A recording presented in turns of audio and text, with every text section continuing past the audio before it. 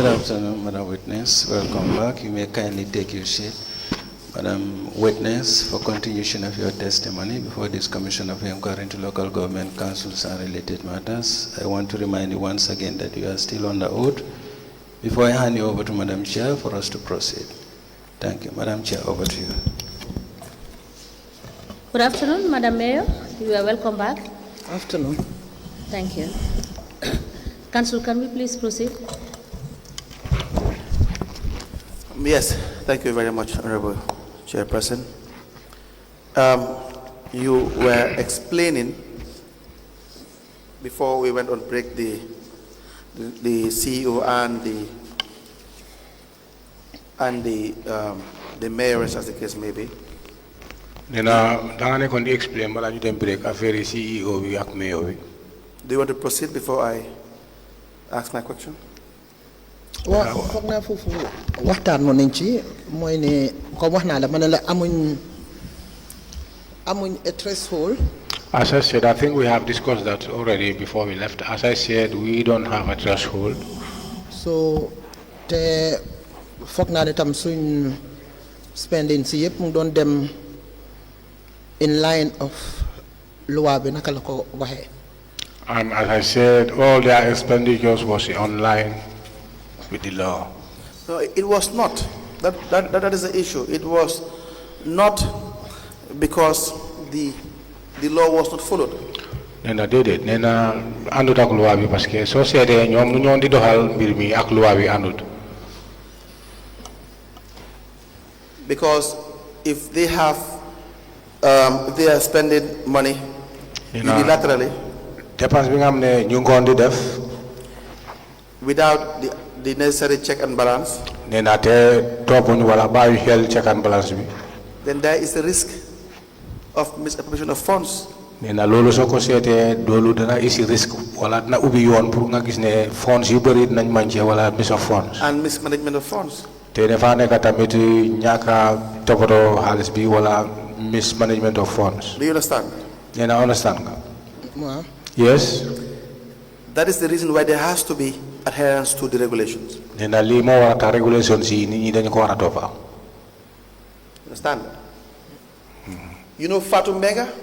Nena xam nga ku ñëw wax Fatou Mbenga. Waaw. Yes. Who is Fatou Mbenga? Nena kooku mooy kan suñu ne Fatou Mbenga. mooy deputy PRO bi. Deputy PRO. And who was the PRO? Nena ku nekkoon kan moo nekkoon PRO. Modou Lamine bi ba. Modou Lamine bi ba. Now, there were several payments Nena am na ay fee yoo xam ne def nañ ko. made to Fatou Mbenga. te fee nañ ko Fatou Mbenga. Now, I will show you the vouchers. Nena dana la woon vouchers yi. You have voucher number 0000, sorry, BCC PV220000417. Nena benn bu njëkk bi boobu la lay woon nomba bi la moo wax ni 00. You have 22001145. 22111045. Yes, all these vouchers Nena voucher yëpp were payments made to Fatou Mbenga. nena nekk na voucher yoo xam ne fee bi nga xam ne def nañ ko Fatou Mbenga.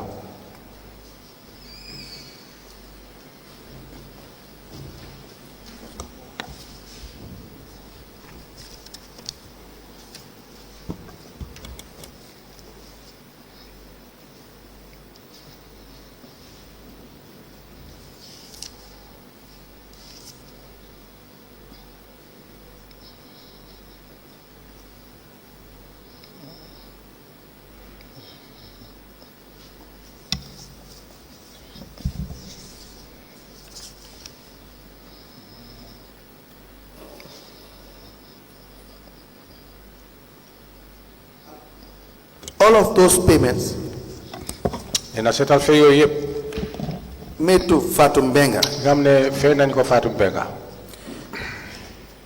were apparently made in her name. Nena def nañ ko si turam.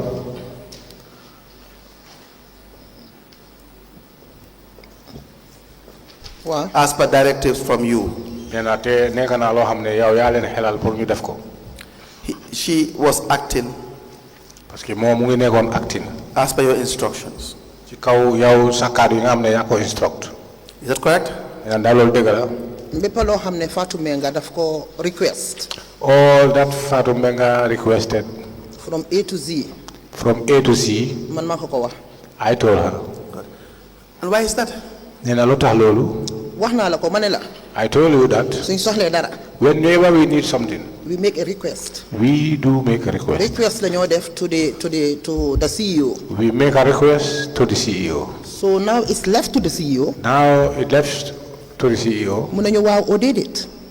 To say yes or no. soo seetee benn si request foofu. If you check one of the requests. It's from the General Council. It's from the General Council. pour ñu help the flood victims. To help the flood victims. But the money cannot be requested by the office of the Lord Mayor to decide as to how to spend this money. That's the issue.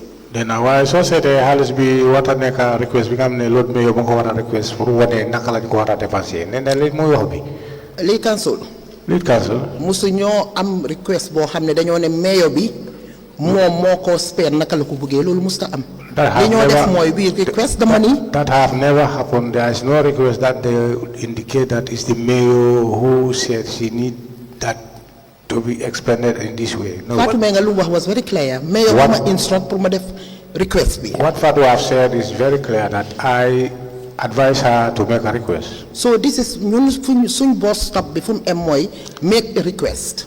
And what the powers we have or where to stop it, that means to make a request. So pour naka lañ ko implementer loolu dafa def CEO bi naka la ko bëggee. But the implementation is left with the CEO the way he like it. nekkut ne xaalis dañ ko dee jël dugal ko si baak indi ko suma office comme nu ma ko déggee ñu ko interpréter. It doesn't mean that they put monies in the bag and bring it to my office as the way I had them interpreting it. Flood victims. The flood victims. For example. For instance. It was made through assessment. It have made through assessment. What kind of assessment? There are one assessment la. Comme ku nekk victim bi lan la soxla. For instance, soxla na lele. Each of the victims, how you needed or you wanted. We take it to General Council and it's there in the memo. We took that to the General Council and it is on the memo. General Council. Who did the assessment? Nena kan mo def assessment bi. Ñoom Modou Lamine Biba si la bokkoon. Modou Lamine Biba was in. They cannot do that. Si Red Cross lañ bokkoon. Red Cross was involved. But they cannot do that. Nena ñu mëna def lolu. There is a procedure for expenditure. Nena dafa am yoon pour dépense bi. No, I'm not saying that ñoom ñoo doon spend. I don't say assessment bi. I'm talking about the assessments. So who was spending? Nena kat mo nekk di dépense. Kat mo nekk? Di dépense. Spend. The office of the CEO. So they gave the money. ñun def mooy we request for the money. So the money biñ ko jëlee ñu jox ko Fatou Menga. What we did, we request for the money, and when we got the money, it was given to Fatou Menga. So through the need assessment, we pay that money to these people. Through the assessment, we then paid these monies to these people. And they were all there. And who does the payment? Nena kat mo def fay bi. Fatou Menga. Fatou Menga. That is what is wrong. Nena lolu mo andut ak yoon. I totally agree ak yow. Why at that time? I agree, but it happens at that time. So ma ko waxoon sax du ma ko nangu. If at all it is myself, I will not even agree. Because we thought we were doing the right thing. Because that was not the right thing. It is good you are admitting. Nena bana ko kome yange nangu. Please listen to what she's saying and you interpret it rightly. Very well. Because she has said that at that time she thought she was doing the right thing and you did not interpret. Very well. Thank you, Madam Chair. I said it is good that you are honorable in admitting. Nena bana de nena danga neka ko xamne dang de nangu. Wa because dama ñew fi pour jàng xam nga tay su lolu xewé tay. Yes, I came here to learn if that happens again in Banjul. Dinañ ko defé a different way. We will do it in a different way. Because for instance this voucher of $400,000 is. Then I said the voucher be more $400,000. Where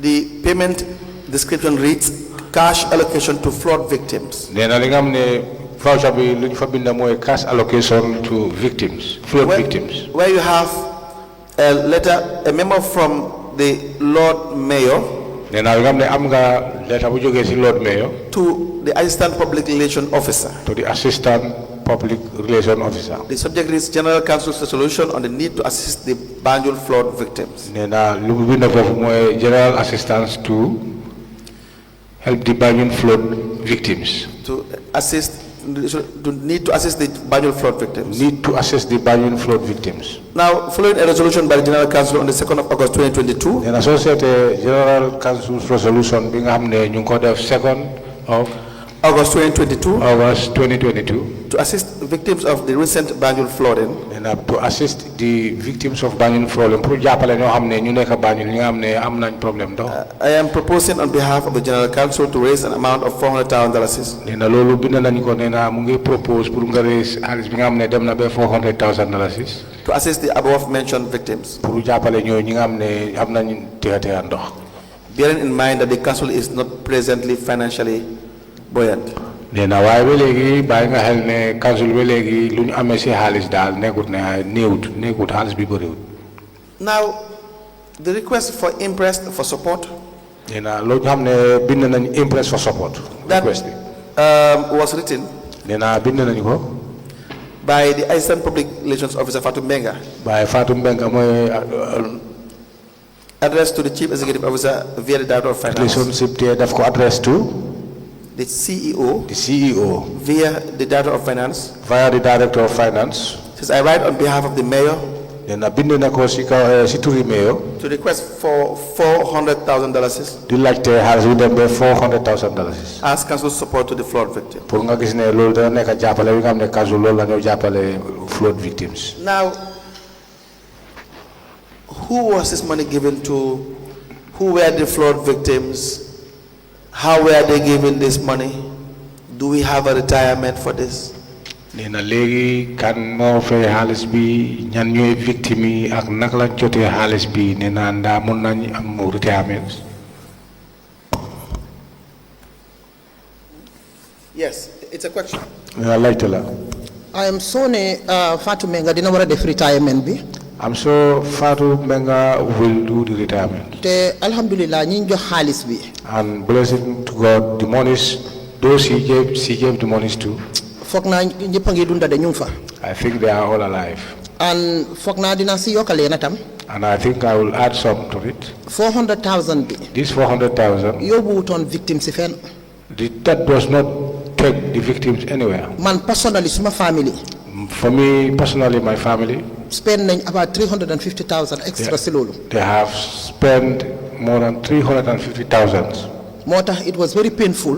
This is why, or that was why it is very painful. It was suñ very ko bëggee painful interpret as Fatou Mbenga dafa jël xaalis bi ñëw indi ko suma office jox ma ko man. to interpret that like Fatou Mbenga took the monies and bring it to my office. as I said, As I said earlier on, the process might be wrong. the process might be wrong. No, the loolu process accept is- naa ko. The process is wrong. Okay, it's wrong. It's wrong, yes. Now, the amount, like I've always been saying, Nena njëg bi mooy xaalis bi amount bi comme moom toujours daf ko de wax my position with the lawyers nena moom position bi ak lawyer yi is that even if it is $1, nena mooy su nekkee benn dalasi sax très it's public funds. nena mbooloo ñoo ko moom. And there's a law that governs how to do expenditure with respect to public funds. nena te am na loi bi nga xam ne dañ ko tëral pour nga gis ne mbooloo xaalis mbooloo am na ni ko defal si. Now, who do we know the entire victims of this flood? nena mbaa mun nañu am ñi nga mun nañu xam ñoo xam ne ñoo bokk si mbir mi ñoo entire victims of the flood. How ma ndax Fatou Mbenga mu ngi amee kayit or not, but this was very transparent. I don't Because know. NDMA am nañ the how to call it, am nañ list bi. Banjul City Council was having the list. And I think even Red Cross might even have the list because ñoom ñoo doon def need assessment bi. I think Fatou Mbenga may have the records or the list because this was very transparent. All these records of, even in Banjul BCC, we have the list. And- The Red Cross too, they have the list of those victims. And again, leena dama ko bëgg a wax. And I want to add something to it. Fatou Mbenga defu dara, Fatou Mbenga was just a messenger. Fatou Mbenga did nothing because she was just a messenger. Man Who's mako messenger? binda. I was the person who sent or advised him to do that. Mako binda. I wrote it. Mo binda CEO bi. I wrote to the CEO. Ñu jox ko xaalis bi. And the money was given to her. Mo implement process bi. And implemented the process. So she followed your instructions. Then a mom kon nga gis ne sa instructions bi la top la. Ak bu CEO bi. And that of the CEO. Because the process of naka la ñoo defee xaalis bi. Because the process of how we are going to spend the monies. How naka lañ ko implementer. How are we going to implement? Loolu is not my mandate. That is not my mandate. Man li ma mun mooy. What all I know or what I did was li ma General Council Center. what the General Council advised me to do. Man loolu laa def. That is what I did. Was there a committee? Why to sum it up? Was there a committee for I'm this? not committee. 400,000. Was there a committee to decide who receives what, whether it's a dalasi or two? Nee na ndax ci 400,000 bi dafa am committee bi nga xam ne ñoo war a taxaw pour xam kii ñaata lañ ko war a jokkale ñaata la war a am. waaye foog naa wax naa ne there was an assessment bu ñu def ba pare. I said that I think I have told that there was an assessment before the payment. li ñu drive up to 400,000 bi. What drive us to the amount of 400,000? dafa war a nekk di assessment bi nga xam ne moom lañ amee. moom lañ am. It's through the assessment that we had. You can produce the assessment. Nee na léegi pour nga def sa kattan nga isi assessment. xëy na mu laaj ko di CEO. I think if the CEO is asked about it. Because man amuma ko. Because I don't have it. No, the CEO did not say there's an assessment. CEO waxut ne dafa am assessment bu am. That is why it will be difficult for me to ask the CEO. Ne ba tax moom kon dana na xare pour moom mu laajte CEO. waaye léegi su ma demee dinaa ko laajte di CEO bi fa nekk because dina fa war a nekk moom. I think if I go back I will ask the CEO presently there. Father Bega was also paid $30,000 for disbursement of media coverage for the 4th town hall meeting on Saturday 19th of March 2022. Dena Fatou Mbengue tamit joxe nañ ko lu dem ba $30,000 yi nga xam ne loolu pour yóbbu ko si radio bi lu ñëw waa media coverage bi. It was paid to her. Dena fay nañ ko si loxo si moom lañ ko fay. Under your instructions. Dena te loolu yow boobu tamit sa kaddu la. It's also wrong. Dena loolu tamit nekk na loo xam ne warut. waaye lead council foog naa dag ma dégluwul bu baax li ma la wax de. Council, I think you don't hear me very well as what I have said. man dama la ko nangul ma ne la. I agree to you that. I totally agree. I totally agree. ne la process bi was wrong. The process was totally wrong. bu tey nekkoon dimba. If I told today will be like yesterday. duñ ko defee noonu. We will not do it like that. And I think that the office of the mayor should be guided. And I think the office of the mayor should be guided. man li ma mun rek mooy request laa def. All I do request. lii lañ bugga. We need this. Why it's not for me to say that nii lañ ko war a defee. But it's not for me to decide how it will be to be done. waaye Fatou si suma ron la nekka. But Fatou was under me. su fekkee ne Fatou dafa defoon mistake sax. If I told Fatou did a mistake, man dama war a honorable pour jël loolu. I need to be honorable to take over that. So lu ma wax commission bi mooy ne. So what I want to inform the commission is that. loolu xew na. That had happened. su nekkoon tey. If I told it is today. neneen lañ ko defee. It will be done this way. Again, I understand. Again, I commend you for your cooperation. Because it is individual cases. Because I have to take it one after the other. Because that's the procedure. Because the payment for media coverage is different from the payment of, let's say, monies for flood victims. Flood victims ak xaalis bi nga xam ne fee na ko media coverage nee na dañu ute nekkul benn. I still know it's a general, it can be general. nee na xam naa ne loolu rek nekk na general. dafa nekk general admitted to the fact that the process was wrong. nee na waaye comme yow sa bopp nangu nga ne mbir mi nu mu demee woon àndut ak yoon. But let's just still exhaust some few of these vouchers. nee na léegi dañ ko exhaust ay vouchers yi nga xam ne am na yu fa nekk. Do you understand that? Now the media coverage, for instance. Media coverage. If Fatou Mega request for the amount on your behalf. And the payment is made to Tourist Media Consultancy. Media Consultancy. The question is, how did you contract Tourist Media Consultancy? Nena laajte bi mooy naka nga demee ba tànn Touré Media's consultancy nga contract ko jox ko contract bi. foog naa waxoon naa la ko ci beginning bi ma ne la. I think I have told you at the beginning that niñ daan demee mooy. the way we were going was nii la ko council daan defee nii lañ koo defee. like this is what they always do. This is what council normally do. This is how they do. amul si benn process bu ñu jaar. We don't have any process that we follow. dañoo seet comme ne GRTS nañ soxla si suñ programme bi. We will see and check if we need GRTS in our program. ñu oo GRTS. We call them. ñu seet ne Fatou Network lañ soxla. If we need Fatou Network. ñu call Fatou Network. We call Fatou Network. noonu rek la woon. That was how we were doing it. But why is that? nee na lu tax loolu. foog naa wax naa ko ma waxaat ko. I think I have said that and I will repeat it. and especially when it comes to media. nee na especially when it comes to media. leneen musuta ñëw si suñ xel mi. No, nothing have came to our mind. lu dul xaaral ñu seet fi nga xam ne moo gën a am visibility. To see that let us check where we can have more visibility. te ba tey maa wax ak yow nii. And even today I'm talking to you. ben tey noonu lañ ko dee defee de suñu amee coverage. That is how we normally do it till now. we just call whenever ñu we xoolal have ñu ñëw. coverage, we just called. Is it that you do not know the procedures involved? Ndax xamuleen yoon bi nga xam ne boobu moo tëral. Or that it was just simply disregarded? Wala just da ngeen ko xam waaye yéena ko faalewut. Lead counsel. Lead counsel. foog naa wax naa ko waxaat ko. I think I said that and I will say it again. man li ma mën a def mooy su ma bëgg laa am.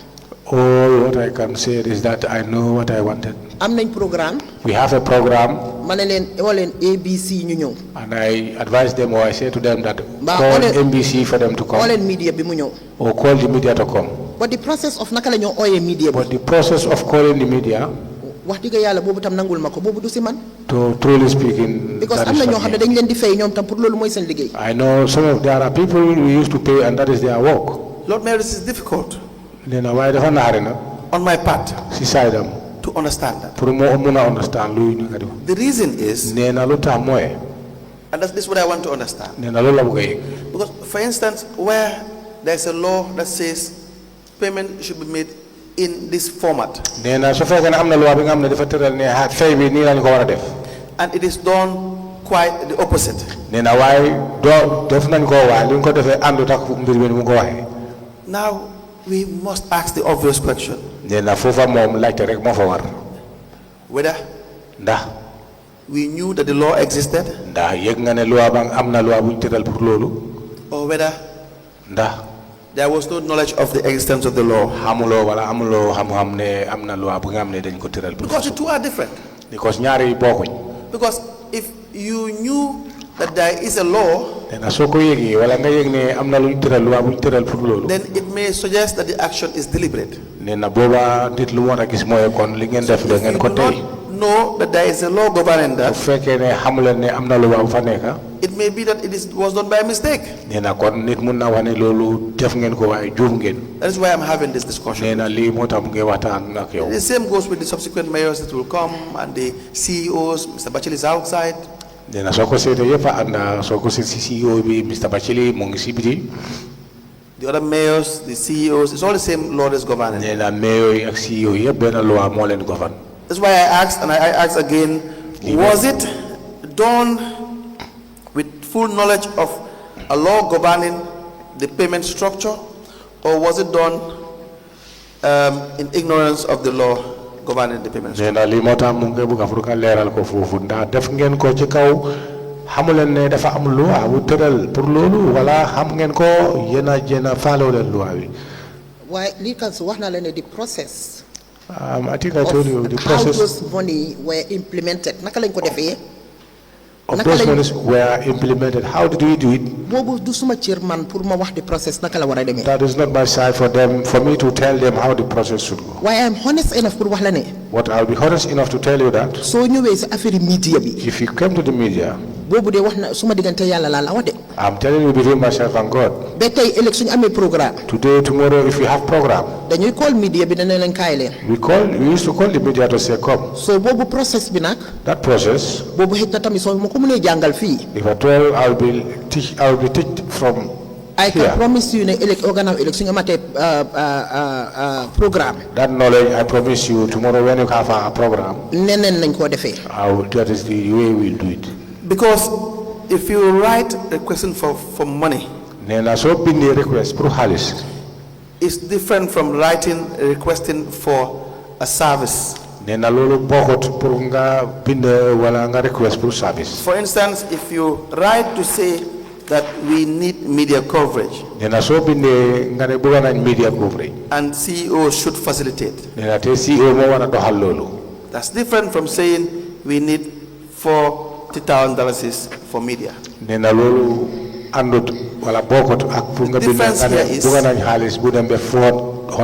The difference here is you are now doing the procurement when there is already a procurement unit. There's a contracts committee. Contracts committee. Not Nena Moy. There's also a contracts committee. Contract committee. And there are procurement regulations. Procurement regulation. And procurement act. Procurement act. Which requires that procurement activities must be done in a certain way. Procurement act. So that's why I asked that question. So again, yange wahne command sumane CEO facilitate. I think what you are saying that if I say the CEO to facilitate, Bobu nga wahne ñu ngi bypass the procurement law. and that is where you are saying that we have bypassed the law. No. To request for payment, it's not unlawful. But to be given monies that are meant to follow another process for procurement process, for you to do your own procurement would be wrong. That's totally wrong. So my question is, did you know this before or you did not know? Why fogna lead council waxna la ko waxat la manela the process is not for me to do. I think I have cleared that now. No, the question is whether you knew that there is a procurement process to be followed or you did not know that there is a procurement process to be followed. How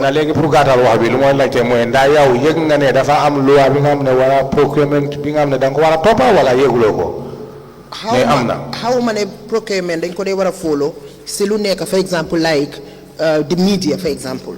I don't know that we should follow the procurement even for media. Where would the media be different?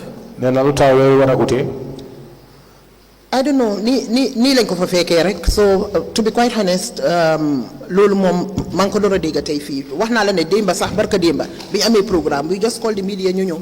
As I said earlier on, we just inherited it like that, but I don't have an idea to it. And I said, even the day before yesterday, we got a program, and the same way we did. Should it not be the case that the General Council, everybody involved, the Mayoress, the Mayor, the Chairperson, the General Council, the councillors, everyone present, the clerk, that they, as the supervisory body of Council's administration,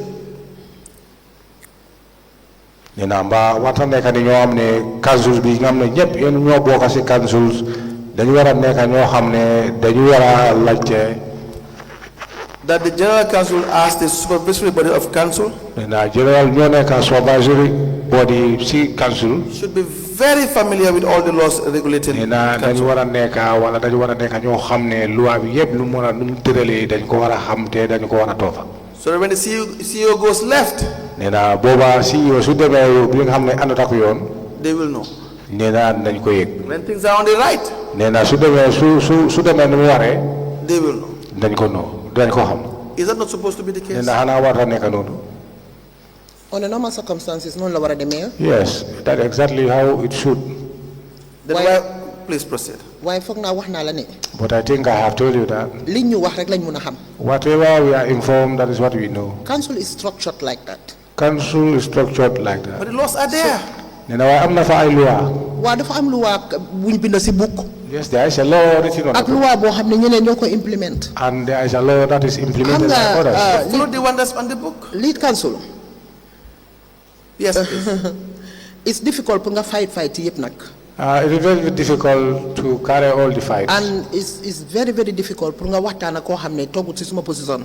And it will be very difficult to talk to somebody who have never sit on Ni my ñëw position. waxtaanee man maa yow. All that we are discussing myself and Yow you, yaa ngi maa waxal lu waa wax. you are telling me about the law. Man maa ngi laa waxal the traditional way of governing council. I'm telling you the traditional way of governing council. Su fekkoon ne loi rek la ñoo toppa. If at all we are following only the law, Doole bu mag la mayor si di am. then that is, I will have a big A typical powers. to the mayors. example mooy. For instance, a typical example is that Nga binda to the ministry. if you write to the ministry Ne ko dama gis loo xam ne dafa dem wrong in council. and claim that we have seen something that went wrong in council, I want to make restructuring. and I want to make restructuring, Mu bindaat la back. and they wrote you back, Wan la ne la hello. you know, like, hello, Bul ma bindaat. don't write to me Su anymore. binda amee. If you want to write, CEO bi moo ma war a it's binda. the CEO who's supposed to. Xam nga loolu how embarrassing is that? Number one. No, that is an embarrassment. Number two, loolu lan la woon CEO bi. Number two, what does that show to the CEO? Ne bul déglu kii du dara. Which means now they are telling him not to listen to the mayor. And which is some of the nothing. evidences are here. Last time moom laa bëgg a tenda. I have many evidences of last year. That was my intention to tell them. You might not understand You might not understand naka la suñ doole yi naka la wikee. how weak our powers are. Am na koo xam ne mu ngi toog si xëj na Fajikunda. I think somebody, for instance, somebody is sitting at Fadikunda. Kooku di këram rek la toog. He's sitting in his compound. Kooku doole bu mu am si council bi. The powers he has from council. Yow amuloo ko yow mi mayor bi amuloo ko. You mayor, you don't have it. Yes. That's why I said this has to do with the financial autonomy of council. You guys should wait until I give the instructions. When I give the instructions to receive the document, then we can receive it. Very well. So that we wouldn't interrupt the proceedings. Don't worry. Feel free. Very well. Now you said you have some documents. There are one I'm not getting away. We can pause the topic since the register is there with you to see the documents you have. Are they relevant right now, or do you want to? No, as we go. As we go. Ma one la yena yoo xam ne, for example. Yes, as we go, I can show you some of them as an example. From si ministry bi. From the ministry. Okay, very well. Then, whenever we discuss a topic and you have an example that you want to show or a difficulty that you have encountered, the Commission will be very pleased to receive communications because again, like we stated, Lord Mayoress, the problem is not only with you as the political heads. Then I come and go ahead, and a problem we have na yaw yen la de, we ngam ne ina neka political heads. Or with the council itself. Wala si area council bisi bopam. Or with the CEO and the staff. Wala CEO ak staff ami. But every stakeholder in the administration of the local government area councils will be looked into. Kep ko xamne nek na stakeholder si council nit ñi war lañu la set sa The role of audit. Yena so demé ci bir audit. GPPA were here. GPPA. Local government ministry, in fact we started with them. Local government ministry si ñom lañ doron. Both the commissioners and the councils pointed out some of the things that we think were irregular on their side. Yena council si te commission bi tamit dañ am ay gestu bi nga xamne def nañ ko li nga xamne mom dafa nek lo xamne dafa regular ci sen bor. So that everybody will have the fair share of the cake. Nena pour nga gis ne cake bi ku nek lu war pour nga jot ko lolu ngay jot. Now back to the issue. Nena suñ délé ci mbir mi. This is in relation to your daily expenses. Nena li nek na lo xamne bokana ci bes bu nek dépense bi nga def. Where ministry doesn't have a say. Nena fi nga xamne ministry amu fa kaddu. That's what we are discussing now. Nena lolu lañ nek wala lolu lañu waxtaan legi. The payment of the payments made to, for example, media, for media coverage. Media coverage. Example, these things have nothing to do with Ministry of Communications, correct? Ministry. Okay. Yes. Exactly. That's what we are discussing now. We will definitely also entertain and discuss your relationship with the ministry and the Local Government Service Commission.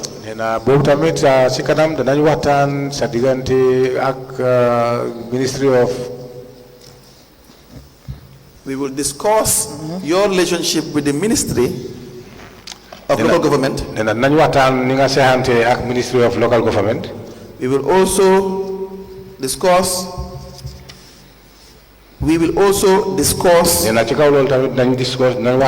matters in relation to devolution of power as well,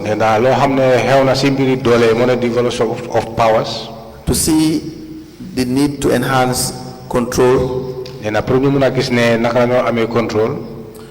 certain areas. So we'll get to all of this. Yes. In the event you also think some things of importance, don't hesitate to bring it to the attention of the chairperson. If you are given latitude, you can buttress on those issues. Very well. Now, please proceed. I think is relevant. I had a letter of which I think is relevant to the discussion. To the discussions before we go past. Very well. Should I read it? Please let me have it so that we admit it, and then you can seek permission to read it.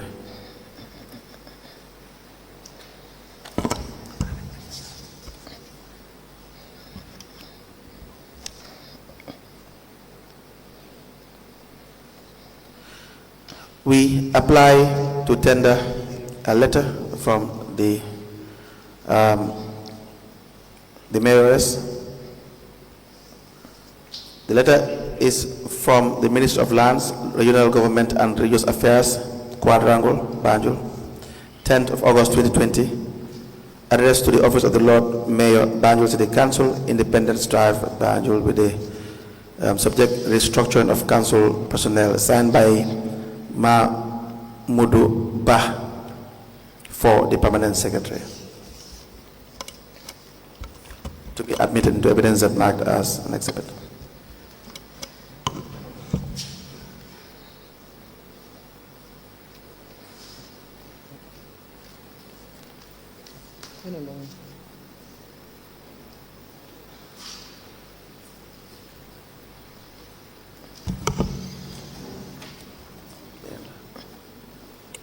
We also have a letter from the Minister of Lands, Regional Government and Religious Affairs to all addressees, 12 March 2020, says reappointments, dismissals, discipline, and promotion of state of area councils.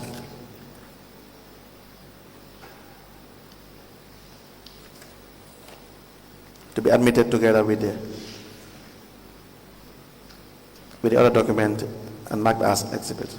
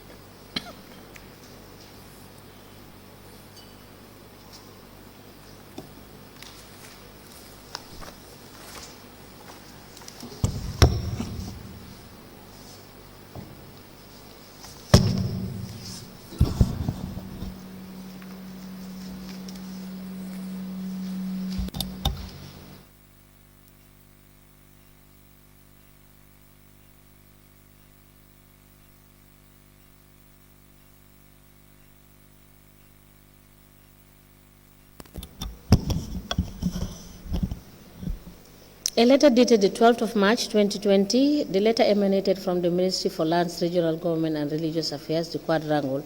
It has reference LM 35/131/01 in brackets 89.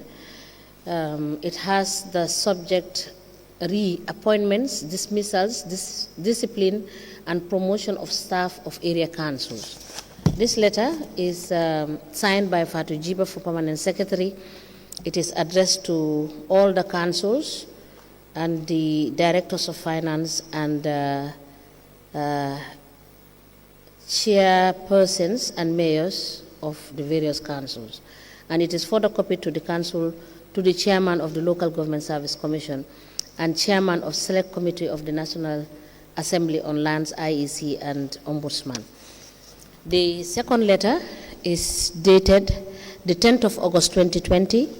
It also emanated from the Ministry for Lands, Regional Government and Religious Affairs, the Quadrangle, and it has reference LM 35/131/01 in brackets 213. It is addressed to the Office of the Mayor, Banjul City Council, Independence Drive, and it has the subject restructuring of council personnel. It is signed by Mahmoud Ba for Permanent Secretary. These two documents are admitted together as exhibit in evidence, and they are marked as LGC/BCC/RL/002. As the Commission places, do you want to talk about it? It's about discipline and dismissal, but then if you want to relate it to this issue, you may. Nena su fekkee am na li nga bëgg a wax si mbiri paper yi dena boobu lu ñu fa woon mooy discipline waaye su fekkee am nga li nga fa war a wax. We will still come back to the issues of matters of employment, discipline, and all that. But if you want to talk about it, discuss this issue, we can go ahead. Nena nañ ñëwaat si affaire yi employment ak discipline nena waaye su fekkee ne am nga li nga ko bëgg a li nga bëgg a wax si moom si kawam nena mun nañ continuer. Yes.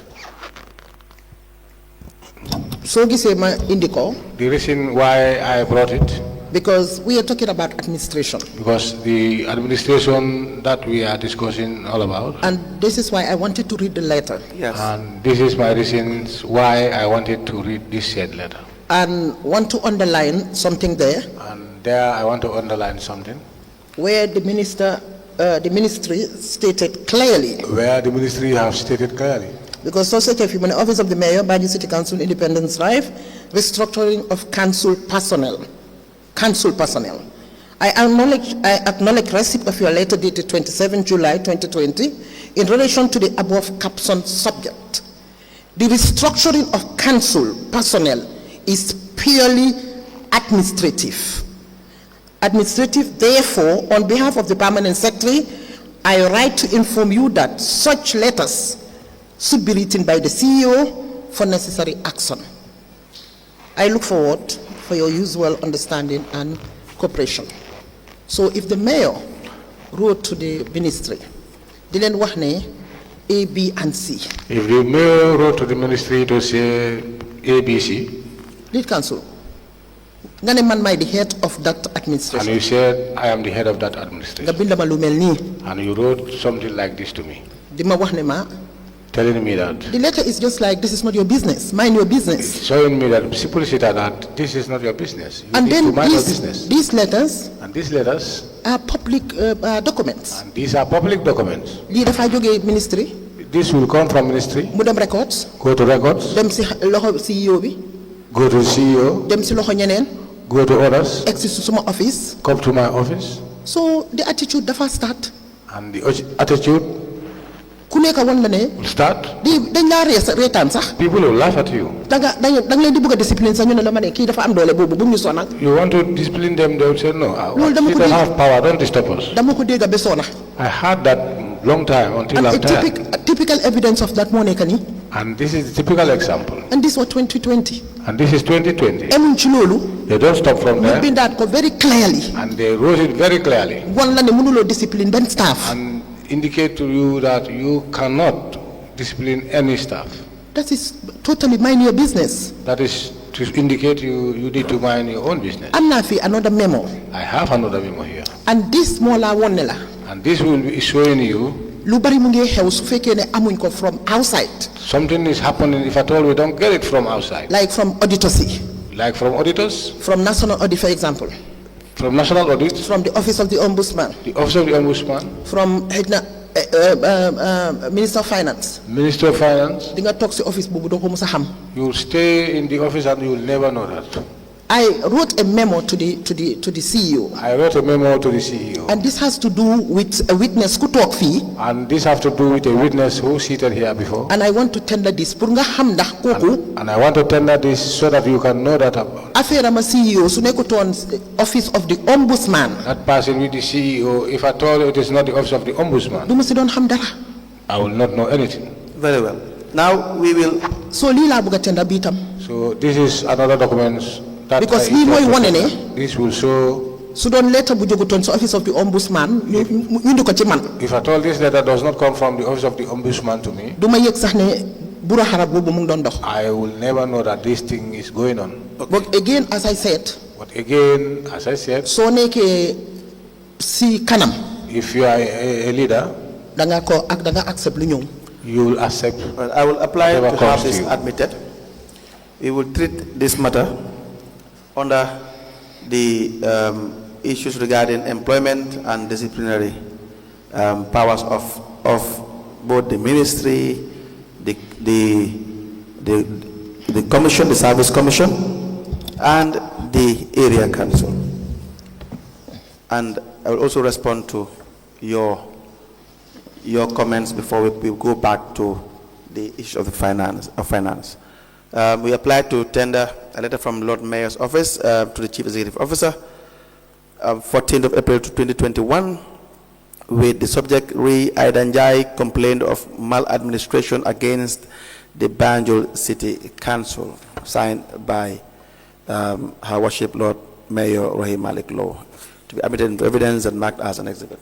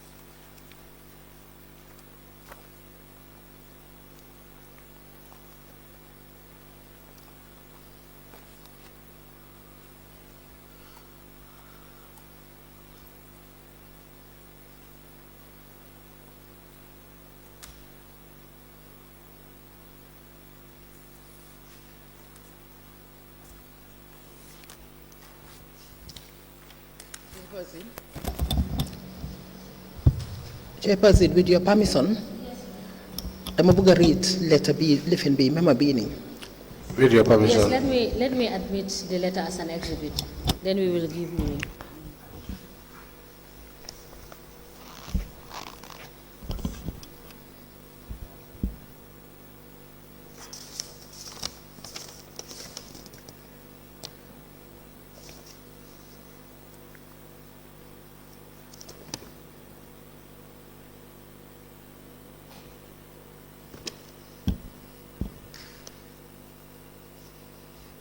A memo dated the 14th of April 2021.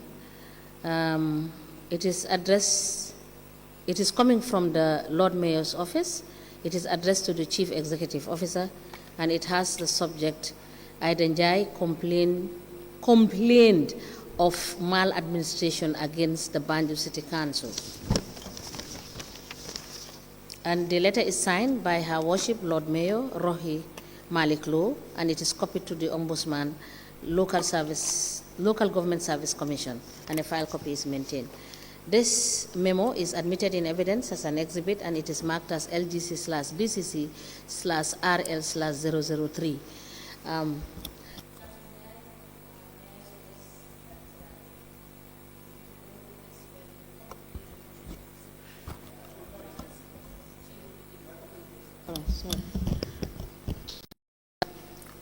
May I suggest that you are dealing to tidy up the evidence, to proceed with the finances, and we will return this to her after admitting it, for her to read it out, since he is requesting to read it.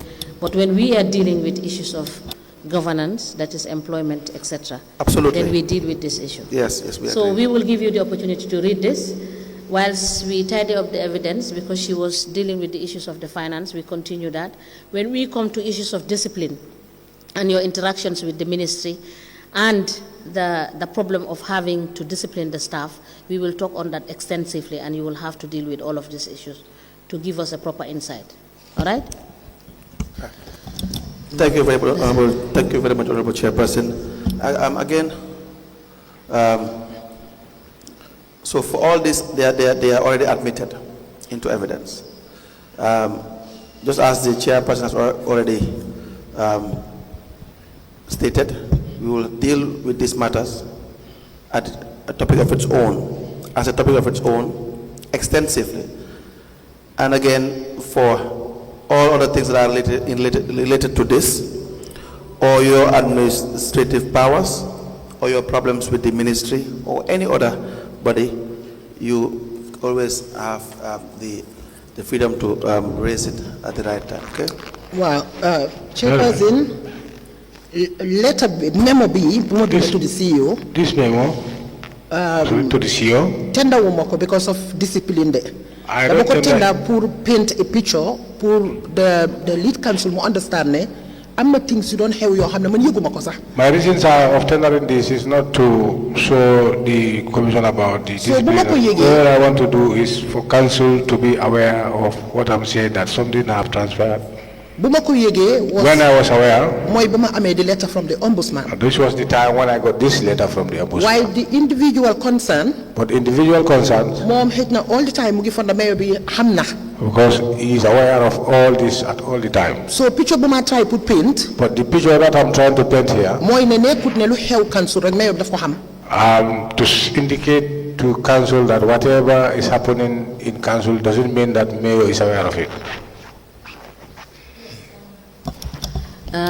Madam Mayor, we very much appreciate the insight you are giving us as to some of the issues, because I recall listening to you earlier on before we went for our recess, as to you stating that some of the issues you had were very surprising to you when people give evidence before this commission. And we do understand, and we know that there is that possibility, because we have seen facts to that effect. So we will give you the opportunity to relate all of this as we proceed in your testimony. All right? Thank you. Very well. It already appears to be time, 1 o'clock. Chair. Yes. Is GRTS gone off? All right. So we will break for lunch, and we will be back by 2. Thank you. We may rise.